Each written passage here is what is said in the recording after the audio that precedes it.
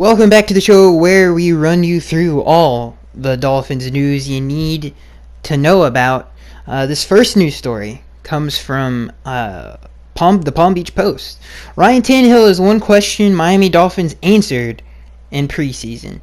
As it often does, the upcoming Dolphin season will open with uncertainty.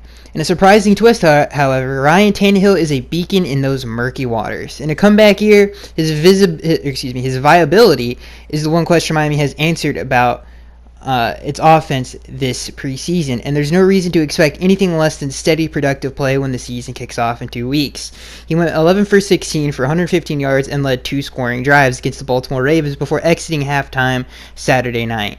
It's odd timing to pick on Tannehill when he's coming off a knee injury that knocked him out late in the 2016 season and again last summer, but everything points toward this being the year he gets it right.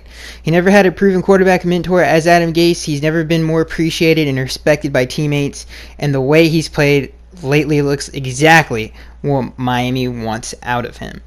I could not have articulated that even more. If you guys want to read the rest of that, you can go to the Palm Beach Post. That's a really, really nice article. I've never seen Tannehill this good in his 6-year career here in Miami.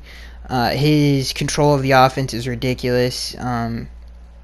His presence, everything about every aspect of his game is so much better than it used to be. He makes quicker reads. He gets through his progressions every single down. It's all consistent. Everything is consistent. He's always going to get the job done. I think he's just building upon what he did in 2016. I think he just knows what he's doing. He's not a wide-eyed and bushy-tailed. He just gets out there and he gets the job done. He's just more confident. I guess all of those things is what I'm trying to say. He's just more confident than he ever has been, which is a great thing. And I mean, he looked tremendous against the Ravens. If it wasn't for some fluky stuff, obviously it was raining hard, the field was wet, the balls were wet.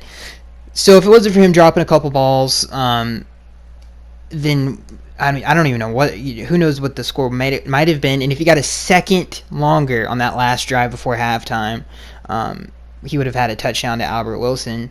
Our receivers were beating up on their corners all night. I felt like on every single play, if you go back and watch that game, I think there was one play where the Ravens did a pretty good job on defense, but for the most part, our receivers were beating up on their corners. I mean, the speed, they could not keep up with our speed. We really made that Ravens secondary look slow on some of those plays. And again, if Tannehill would have gotten a second longer, he would have found Albert Wilson in the end zone. That's who he was trying to throw it to, but obviously got hit as he was trying to throw the ball. Also, if you guys are going to go back and check out the play against where Danny goes in for that sick touchdown that he's done to us a million times in the past, but on that exact same play, you could see we just ran it was a basic play. I mean, we just ran crossing routes. That's all we did. It was anything special. But everybody was open on that play. There was nobody that wasn't. It was crazy. I think Tannehill, I think he's gonna have a really good year. I think I really, really do that. I think he's gonna have by far his best season, and it's just really, it's really nice to see that from him. And I think we're all very happy with that. I mean, he's been the most consistent offensive player since preseason started, other than, I guess, Kenyon, really. So I love what I'm seeing from Ryan. He looks really, really good. All right, let's see here. What's the next news story? Miami Dolphins quarterback Brock Osweiler. Let's see here. Brock Osweiler, this is a story about Brock. Brock Osweiler is, by all accounts, an upbeat guy, but even he seemed to be fed up late Saturday night. Osweiler, who is not only fighting for a roster spot on the Dolphins roster, but is possibly also trying to keep his NFL career alive. He was beside himself after getting sacked on a consecutive play on a third quarter drive against the Ravens. He raced to the sideline running as fast as he could and ripped his helmet off on the way. He did not chuck the headgear, but he didn't need to. He made his point. We're going to go ahead and stop that right there. Nobody cares. And that is going to leave us to this next news story, which is, it's basically the same thing. Adam Gase, quote, sees room for improvement from his backup quarterback. John Gruden, that's an injury, may not know whether who his back quarterback is on the Oakland Raiders, but Adam Gase has been consistent and clear in this position, but that behind Ryan Tannehill in Miami, the options will be David Fales or Brock Osweiler, with the specific order to be determined. Never mind the calls for a Teddy Bridgewater trade or the general plea for someone/anyone other than the unfortunate Fales or Osweiler. So basically, let's see, we got some stats here before I give you my opinions on the backup quarterbacks. Although, let's see here. Okay, here we go. Fales completed 5 of 10 passes for 63 yards and an interception. Osweiler completed 5 for 7 passes for only 23 yards and an interception. So what did Gase learn about his candidates to be the understudy to Tannehill? What he learned is we should have crap and drafted a backup quarterback. I mean, you want to know why we're 0-3 in preseason? Is because we have zero competence at the backup quarterback position. It is so bad to watch.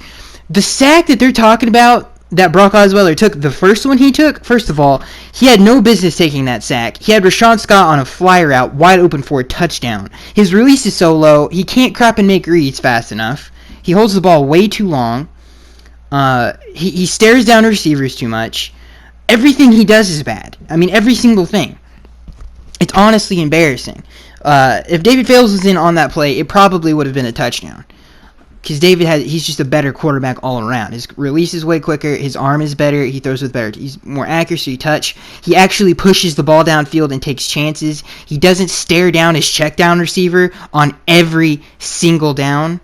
Okay, he can actually make plays for himself. It's ridiculous. People are saying we should have traded for Teddy. Even that, to me, is ridiculous. I mean, if you're going to trade for Teddy, then why didn't you draft a backup quarterback where you didn't have to give up anything for him?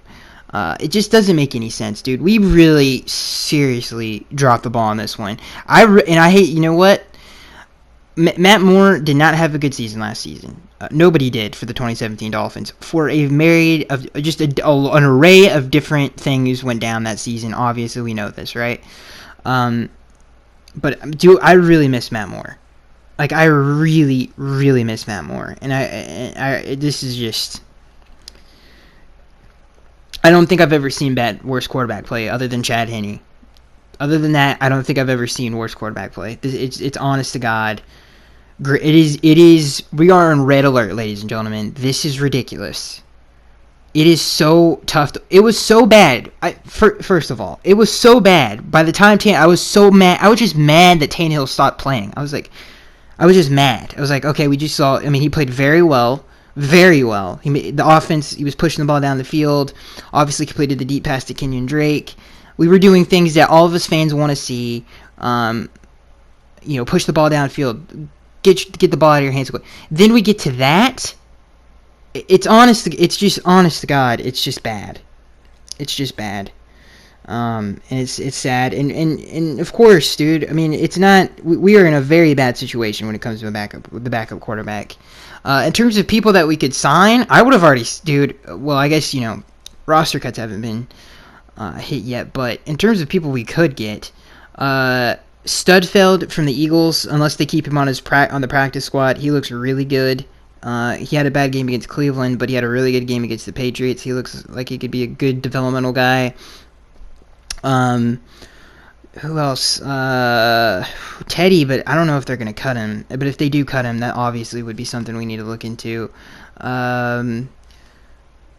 Let's see here. Teddy. There was somebody else that who else?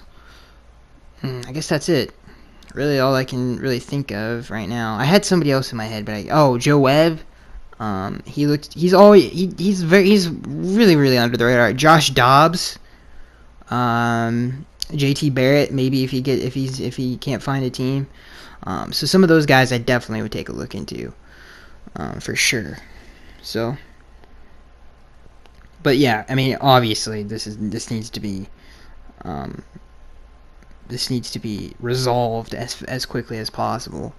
Okay, this next news story comes from the Miami Herald, and it is concerning the backup quarterback position. Miami Dolphins quarterback room would look better if talks with this player had worked out. This comes from Armando Salguero of the Miami Herald. At the beginning of the free agency signing period last March, the Miami Dolphins contacted the representatives for Teddy Bridgewater to show interest in signing the quarterback. And initially, the reaction from Bridgewater's camp was a positive one. Bridgewater, born in Miami and once a star at Northwestern High School, was intrigued by the idea of playing for his hometown team, the Dolphins, by multiple reports. But that desire on both sides cooled when the Dolphins found out Bridgewater wanted $15 million for a one-year deal, and as the starting quarterback type money, even if it's on the low end of the scale. And as the Dolphins already had a starting quarterback in Ryan Tannehill, the talks didn't go any further than this. The Dolphins told Bridgewater's camp they couldn't pay that asking price, and both sides agreed if Bridgewater's price dropped significantly to around what Miami was willing to pay, which was the backup quarterback money, then the sides would talk again later in free agency. So Bridgewater ended up signing a $6 million deal with $500,000 in guaranteed money with the Jets, which seems like, that's pretty much backup quarterback money. But yeah, I'm not mad that we didn't sign Teddy. Obviously, that would have been dumb, signing a backup quarterback for $15 million. That would have been stupid. But yeah, we should have drafted a backup quarterback. My dude Luke Falk is not looking good in preseason, so maybe I was wrong about that. He had a terrible game against the Steelers. Just not really what I thought he would be so far. So yeah, maybe I was wrong about that one. But yeah, we should have taken a flyer out on someone. I don't know who, but someone, because anything is better than this. Anything, literally anything. If we could get, I don't know, maybe we got to call some. I honest to God don't know, but anything other than this would be so much better. Yeah. This next news story comes from the Sun Sentinel. Dolphins quarterback Ryan Tannehill. Hang on, I think we just read this. Oh yeah. Off-season chemistry. This is the next news story comes from the Sun Sentinel. Off-season chemistry has Dolphins offensive line feeling confident. This is really interesting. Dolphins quarterback Ryan Tannehill had to think for a minute before answering when asked earlier this week if he had been touched during the first two preseason games. He hesitated before finally coming to a conclusion. Maybe bumped, Tannehill said while smiling. This was Tannehill's way of complimenting how well the offensive line has protected him thus far. The reason is simple. The starting lineup has developed chemistry after a full season together. Saturday's game against the Baltimore Ravens at Hard Rock Stadium will likely be the starters' final tune-up before the regular season. This is dead. It hits it dead on the money, man. This is something that we have struggled with for many years. I never really understood it. Joe Philbin did this every offseason. He never set an offensive line until he's like, oh, we'll have to see you at the end of training camp. I'm Joe Philbin. I gotta be. Anyway, the fact of the matter is it was always a problem. And obviously, this is the first year since Adam's been here that he's done this, and obviously it's paid off. I'm not saying, because the talent level on this offensive line is pretty good. When you talk about Josh Sitton, who has been a Pro Bowler for many years and a great player for a lot of different teams. Juwan James and Laramie are finally coming along. Even though I just yelled at Juwan James for committing too many penalties, he cleaned that up on Saturday's game. Daniel Kilgore has looked good. I wouldn't say, I would say he's looked average. There's a couple plays I'm like, what the heck? But he's looked pretty good, and obviously the guard play is so much better than it was. At least it looks a lot better. So yeah, the offensive line has really surprised me, because training camp it's been like, oh, they're getting killed. Well, we've seen this preseason. Our D line is not something to be messed with. They are dogs, dude. They are straight up. They're gonna have a great season. I think seriously. I am so happy that Robert Quinn is who I thought he would be.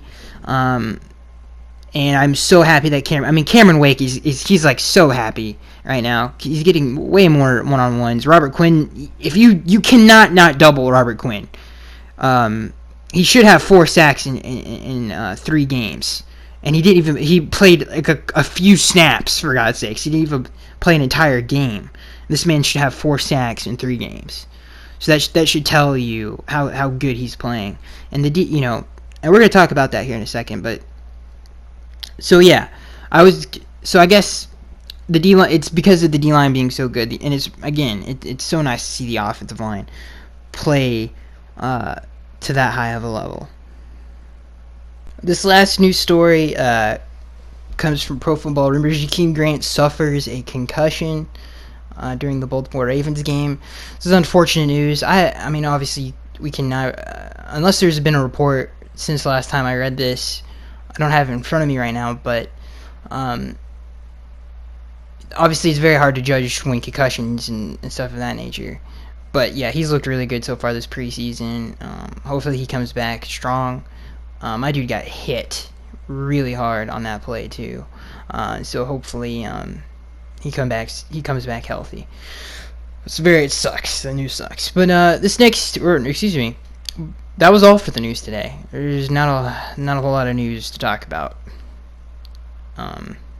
So before we get into the fan Q&A, usually when we get to this point, we're like 30 minutes in. But I guess if you're 15 minutes in, you probably are enjoying listening to this at this point.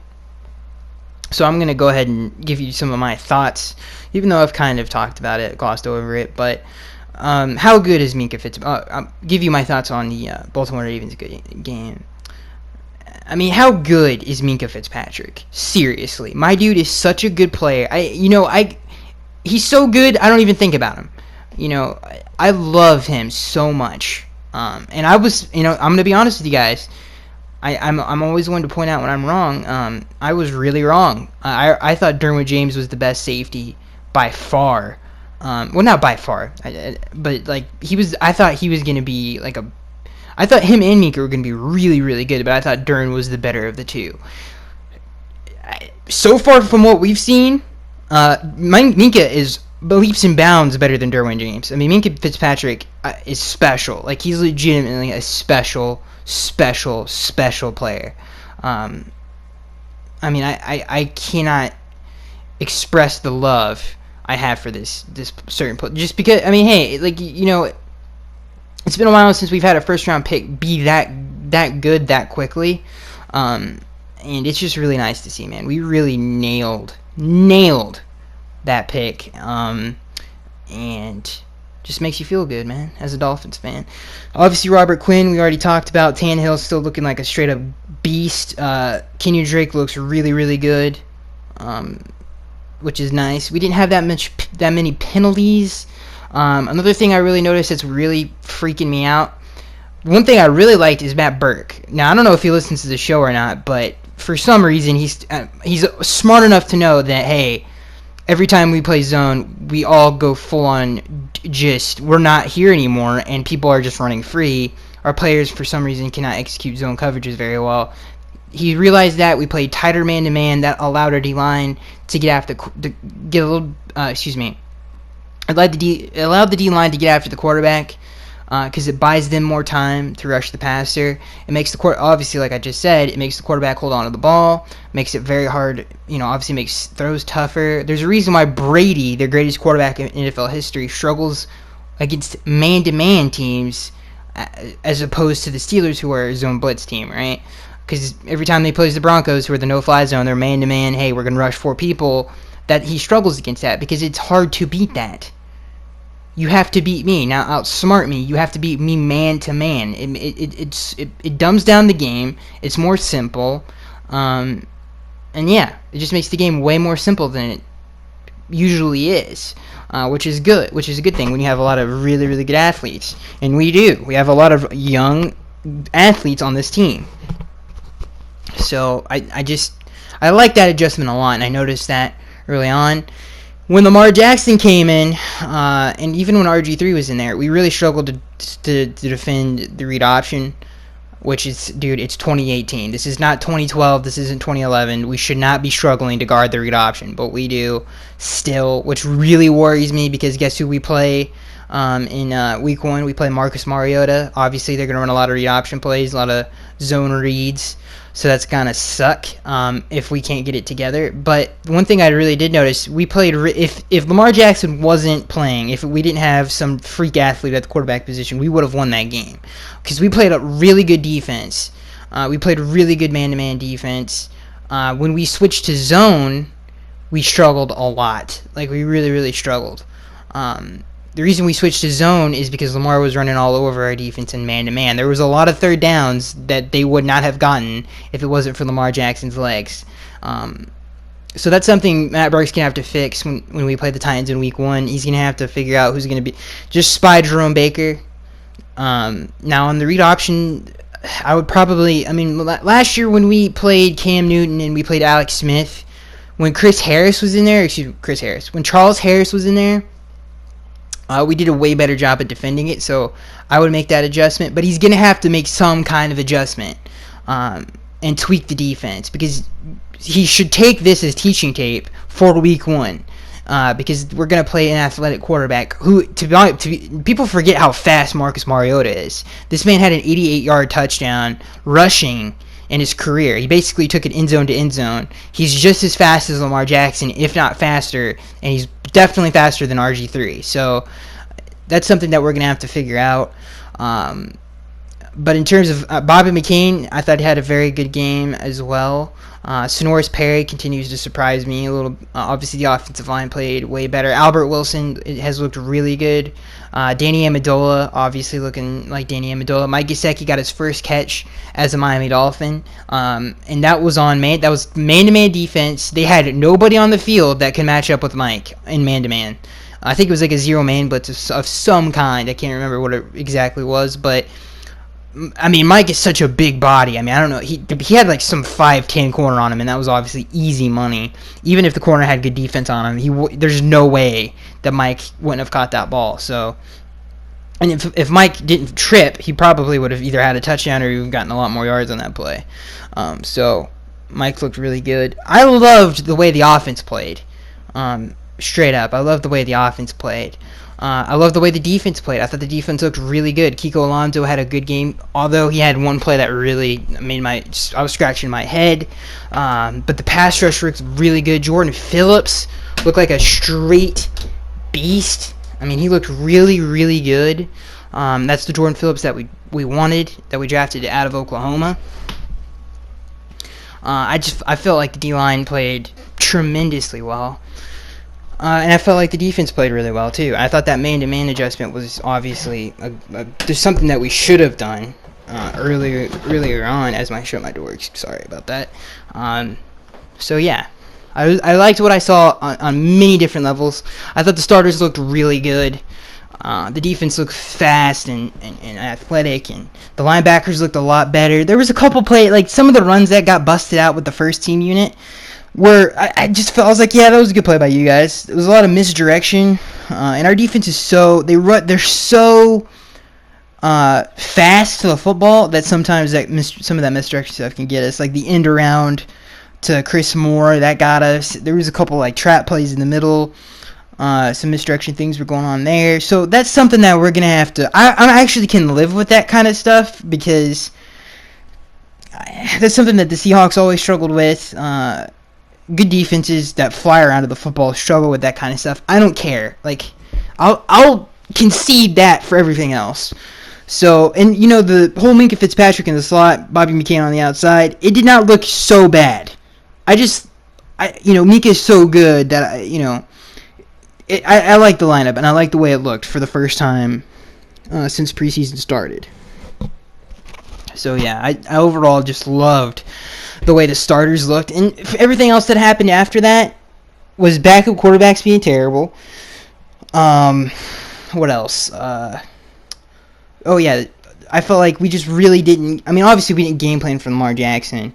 Because if I was Matt Burke, I would have been, okay, when Lamar comes in, we're going to have to take somebody else out or add somebody else, like play a nickel package or something, especially on third down, and have a spy out there. And clearly that was, I don't care that we didn't game plan for that, but that's something we struggled with. When we played zone, we couldn't execute it, and people were wide open. When we played a man, we played very well in the secondary. This is with the backup unit, but that let Lamar Jackson run freely around and obviously, pick up first down. So, those were my quick thoughts on the game. I've only watched it once. I would have to go back and look at it again to maybe get some more criticisms of the game, but I really did think this. I mean, if it wasn't for some fluky stuff on offense, and there were some bad calls, by the way, that should have been thrown. The fade route to Mike Gesicki in the end zone, should have thrown the flag on that one. There was a couple other pass interference calls that were not called. I get it, the Ravens are a physical team. That's basically all their corners are, just big physical guys. They could not run with our receivers, which I thought was interesting, I guess, to say the least, because in past matchups we couldn't get open for a lick, but almost on every single play there was somebody open. And that was another observation that I made, was just we were really killing their DBs all night. Let's see here. Alright, so let's get into the Miami Dolphins fan Q&A, shall we? This first question comes from Corporate Gamer. He says, better backup quarterback option, if possible, to obtain RG3 or AJ McCarron. You actually bring up a great point.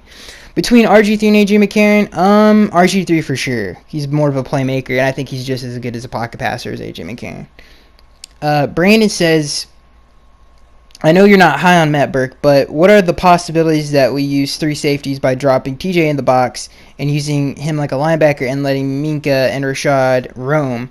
I would love that. Maybe he's... I mean, we really didn't see that in the because basically Minka played in the slot, and then we just had Rashad and TJ play at safety. So it wasn't really a 3 safety package, but I would love that. And I've been critical of that before because I do want Minka to play free. But however we get those 3 on the field, I really don't care, even though I think Minka is a better off-the-ball safety than TJ. J.R. Shelton says, you think the Dolphins should consider looking for another backup quarterback? Yes. Okay, we have Charlie Brown and Kreppen. I don't even know who would be a good goofy character. It doesn't matter. Okay, we got Daffy Duck and Charlie Brown at the backup quarterback position right now. Yes. We need somebody help us, dude. I don't know if we have to call into Oprah's book club or something. Does Oprah need to give us... Yeah, here's your brand new quarterback. Brand new back... Whatever we have to do. I don't know what we got to do. Okay? Don't know what we got to do. This next question comes from Brandon. He says, I really like our linebackers. It's a mix of speed, youth, and power. How good can Baker be? Does he have a high ceiling? Dude, he's been way better than I thought he would be. Matt Burke's constantly saying, he's got much to learn, and all this. Matt Burke over here talking like he knows things. Which, I'm so happy that Matt played more man, and that knows that means to me that he sees what I'm seeing. And all of us fans and everybody else in the world sees the issues with the defense and busted coverages. To make the defense more simple, just play man-to-man helps. So, not to, hate on my guy, but yeah, Jerome Baker has looked really, really good, Brandon, and surprised the heck out of me. He has killed Stephon Anthony, and Jerome Baker is getting a ton of snaps, which I wish we kind of dialed back because I don't want him to hit the rookie wall and get super tired, but obviously we want him to get as much experience as possible, which means he will start week 1, which is great because Stephon Anthony has played like utter dog poo, so, thank God for Jerome Baker. What a draft, ladies and gentlemen. Can we give it up for Chris Greer and Adam Gase? Can we get a soft golf clap in the ether here in the podcast? This next question comes from Lou. He says, should we be worried about our backup quarterbacks? Yes, Lou. What game were you on? No, I'm not. I'm obviously messing around. I'm not being serious. But yes, dude. It's such a dude. You tell me you look at Brock Osweiler and tell me how somebody paid him $70 million. Tell me how that happened. Please tell me how that happened. Okay? I don't know if Brock is drugging people. I don't know what he's doing. But you tell me how that happened, please. Because I can't justify that. Brandon says, I told you Michael Thomas was trash. How do you feel about Murray Smith? I don't know if Michael Thomas is pretty good, but Maurice Smith, Michael Thomas is one of the best special teams players in the league. Maurice Smith, yeah, he's played pretty well. Corporate Gamer Incorporated, is Bashaud Breeland worth going for? I think that now that we've played man-to-man defense, no. Now that we've seen, like, oh, this works, who would have thought that switching from zone to man would have fit this team better when Adam Gase has said he has, he's trying to build the defense like he did in Denver, which was a man-to-man rush for defense. Very vanilla. Nothing's too special going on there. Who would have thought that would have been better, Matt? Who would have thought it? I would have. And the entire Dolphins fan base, they also saw that. And they're not professional coaches like you, Matt, who don't get paid tens of millions of dollars to scream at people for no reason.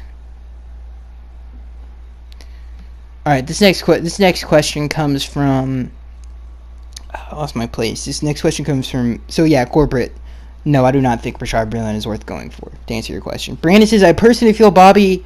This next question comes from Brandon. He says I personally feel Bobby is a good nickel, but outside might be a liability, which will then ruin his career. Is moving Bobby to the outside another one of those outlandish moves by Matt Burke? I initially thought so, but Bobby played really well.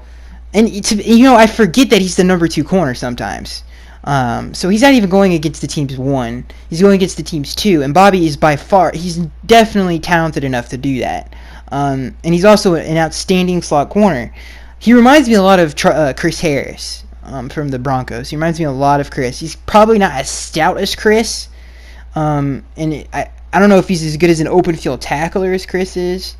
But he's definitely comparable to him in coverage. He reminds me a lot of Chris in different ways. So I think he can handle it. I think I was wrong. I think he could definitely handle it. And just put Minka in nickel. And now, you know what? I don't even care on base downs if we have Minka out there. I think that would be smart. And like that. And then again, that 3 safety package thing. That's basically what that is. So I actually am for it now, especially since they played so well against the Ravens.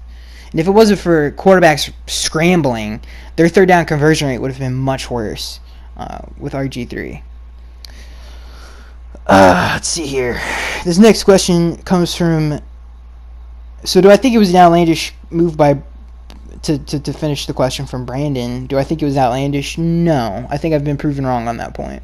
As long as we're playing man-to-man and we're not playing zone anymore, I'm cool with it. I'm not saying we can't play any zone, but playing zone the majority of the time, I think is a wrong move. Especially since we've seen all the busted coverages with this defense. I mean, I'm just play man to man. This next question comes from Trap Pack. He says, "Who do you think will be Tannehill's number 1 receiver this year?" This is a great question. I'm gonna go with Mike Gesicki. I think. Now you said receiver, but I think that it will be his number 1 target is Mike. They have such good chemistry in training camp. But in terms of who I definitely think will be probably his favorite target, I'm losing my mind. Favorite target in terms of the receivers will be Danny for sure. Danny is such a crisp route runner, it's ridiculous, man. I love Danny. I love him so dang much. But I would say Devontae Parker, but dude, I don't know. Does anybody know at this point? This next question comes from George. Says, what type of back will Frank Gore be? Will he mainly be a guy to punch it in the red zone, third down and short type guy, or every down type? May also have fantasy implications. We're definitely going to rotate running backs, and I think whatever the personnel is for the other team will dictate what we're doing, for sure. But I would also say that they both do things similarly,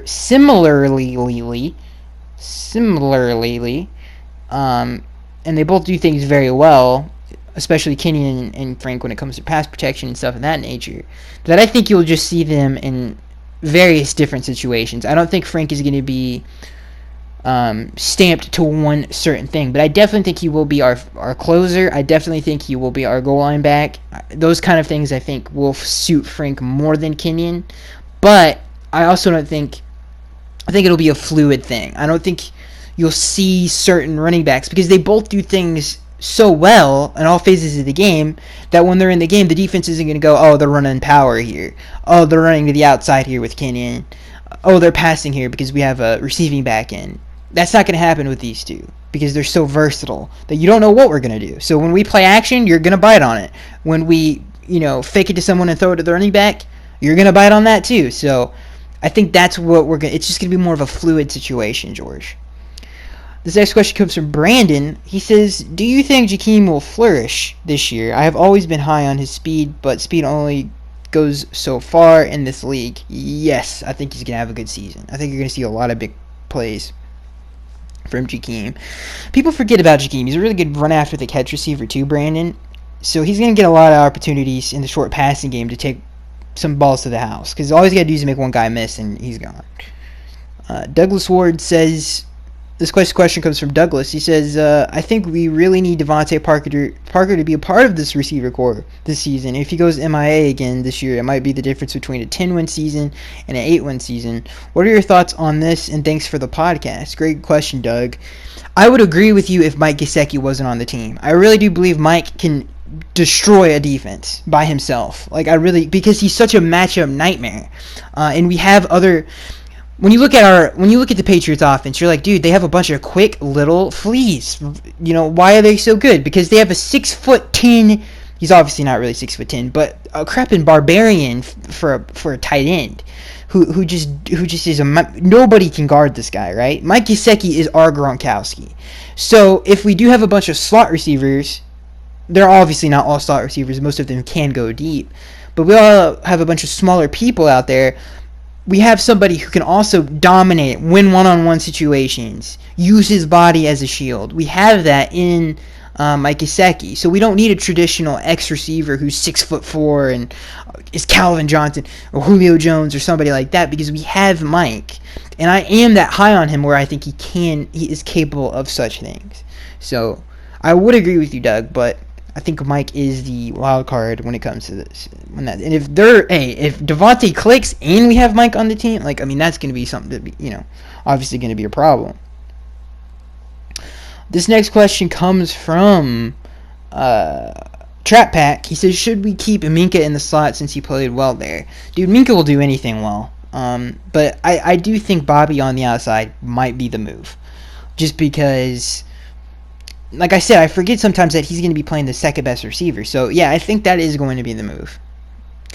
Trap Peck says, should we keep Minka in the slot since he played well there? It's the same. Must have just copied your question. Yes, I guess I would agree with that to a certain extent. B-Did says, hey, Skaggs, what is the number one position that Finn should be targeting on the waiver wire? This is a really good question, Dennis. It's also a crapping hard one. Oh, God. Oof. I would say linebacker depth for sure. I feel like some of the guys behind some of our players are lacking, and obviously quarterback. So I would say linebacker depth and quarterback position for sure. Pete Martinez says, what are your predictions? And that was a great question, by the way, B. Okay, that didn't sound right. Dennis, Jesus. Okay, good Lord, B. Come on now. Okay, Dennis. Sounds weird calling another man B.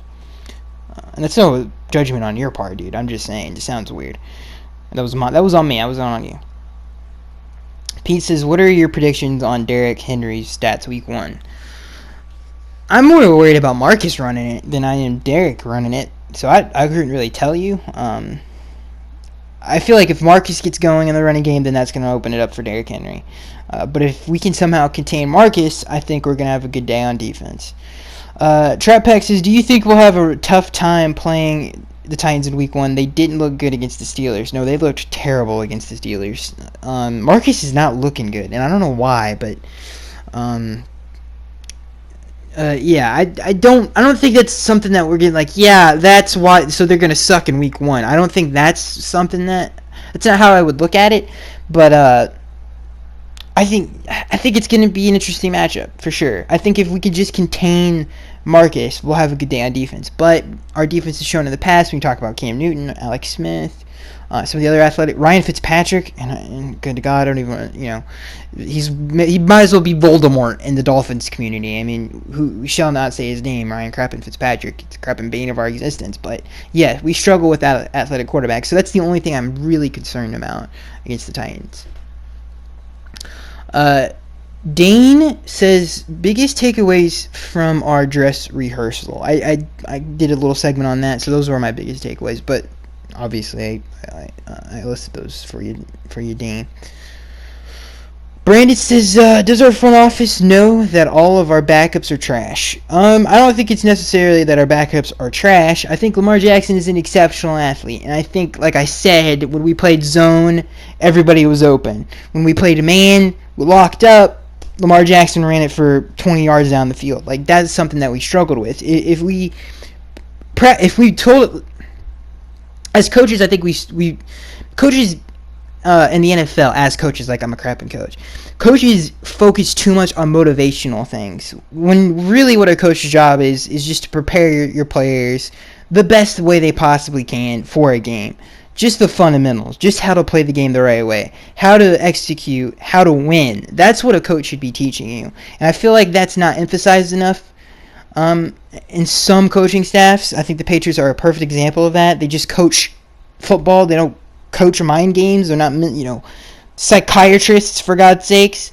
So, if this was a regular season game, I would have been obviously more upset, but it's not. It's preseason. Like, I'm not expecting Matt Burke to be like, listen, we're playing Lamar Jackson, coach them up, coach them on rushing lanes, because it has to be totally different against an athletic quarterback. We're going to spy, stuff of that nature. But I hope that's what he does when we play Marcus Mariota. Just coach the fundamentals from game in and game out. What we have to be better against this opponent, what we have to do better against this opponent, because everybody's different. Everybody has their weaknesses. That's why there's a scouting report. So I just hope Matt does a better job when it comes to, stuff of that nature. But I don't think our backups are necessarily trash. I think it had a lot to do with, that other stuff. Brandon says, hands down, I think our 1 and 2 corners should be Lippett and Howard. Why is it that we always downplay our good corners? Lippett had 4 INTs before the ACL. If I'm being honest, Brandon, I think Lippett is on the fringe of being cut. He has not looked very good, and granted, he's still recovering from the injury, but he has not looked very good. And I think the move is to put Bobby on the outside, just let Minka do whatever he needs to do at the slot. I'm being honest. Matthew N. This next question comes from Matthew N. He says, what do you think about our linebackers and DTs against the run? We are about to get eaten up by Derrick Henry. I disagree. Like I just said, I don't think we did a bad job against the running game, but obviously we struggled with read option runs. Those were some of the biggest runs of the night, was with the quarterback. So that's something we're going to need to clean up. And again, that goes back to what I just said about fundamentals in coaching football. That's not something so hard to do.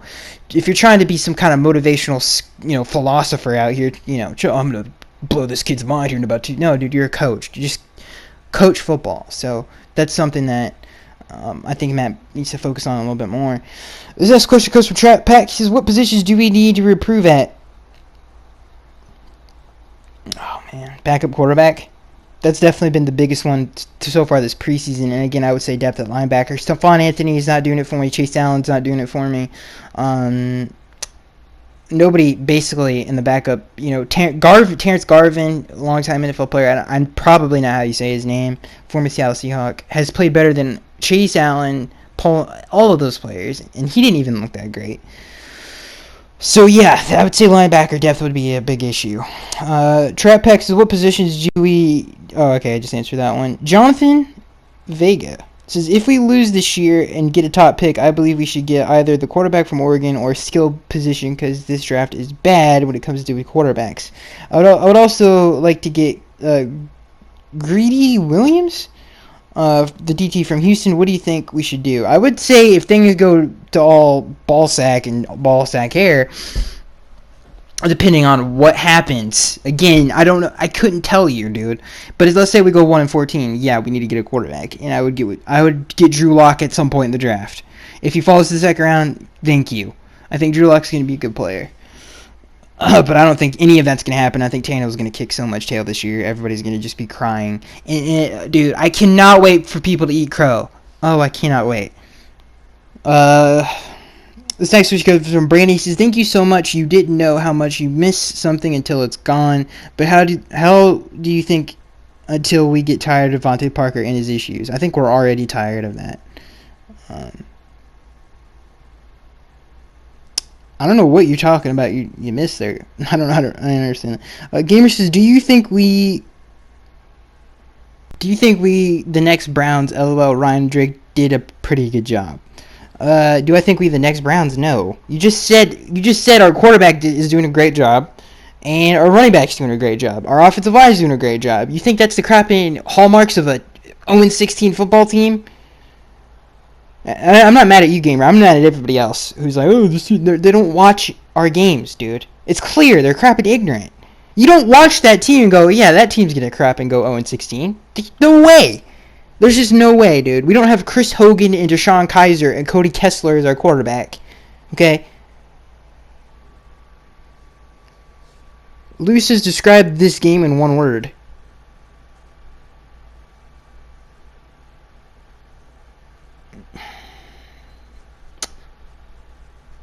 It's crap and impossible. I would say good.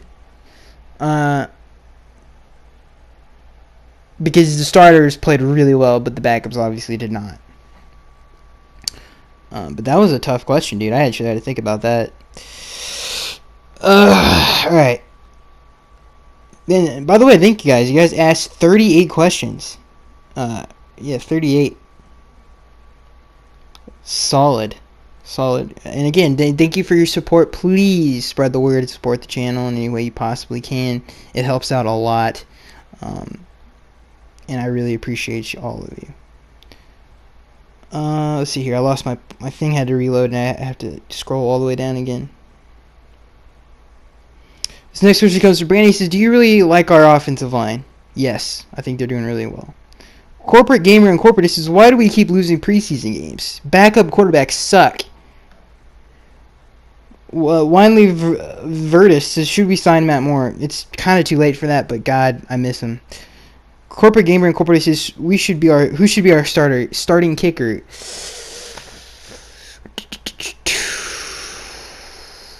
It's hard to say at this point, man. I would have to see one more game, and I'll get back to you on that one. Chris says, how did Tony Lippett play? Not very well.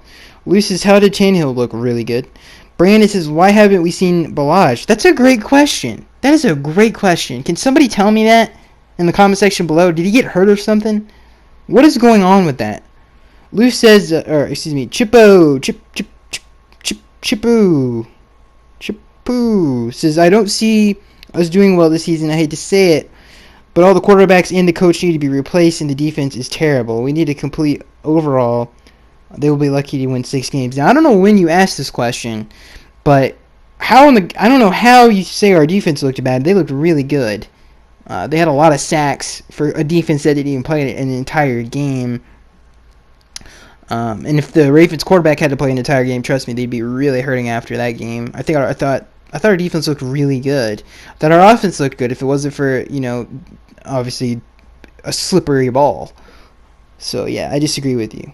Brandon says, maybe I'm wrong, but I don't like Wilson too much. Wilson too much is my hunch wrong. I don't know who you're talking about, but if you're talking about Albert Wilson, Brandon, yes, you're wrong. I think you're really wrong on that one. So, that has been your podcast for this week, ladies and gentlemen. Hope you guys enjoyed it. Please remember to support the content as much as you possibly can. I really appreciate you. And I can't wait to see you guys next week.